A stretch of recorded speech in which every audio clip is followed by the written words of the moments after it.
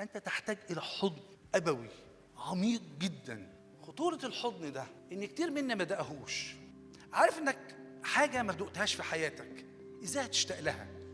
إزاي هتحتاج ليها؟ كيف تحتاج إلى شيء لم تذوقه في حياتك؟ أنا أقول لكم دي أزمة الرجالة، إن فكرة الحضن الأبوي فكرة بعيدة عننا، لأنك مش هتعرف تشتاق لحاجة أنت ما دقتهاش أساسا.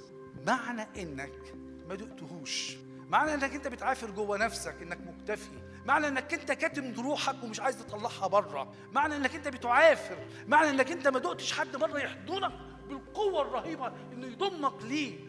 أنت بتظن إن هو لا قيمة ليه، بتظن إنك مش بتبحث عنه، بتظن إنك أنت مش مفتقد ولا حاجة، أنت عارف تعيش من غيره. هذا لا يعني أنك مش محتاجه، أنت تحتاجه، وهتفضل تصرخ ليه، تصرخ دايما في مسيرة حياتك حتى لما يكون سنك كام، إلى أن تتصادم أو أنت تتقابل في يوم مع حد ياخدك بقوة في أعماقك ويحضنك ويطمنك ويعلن إنه بيحبك حب خاص جدا، بيحبك حب أبوي، بيحبك النموذج الصافي النقي للأبوة، فتكتشف إنك ابن.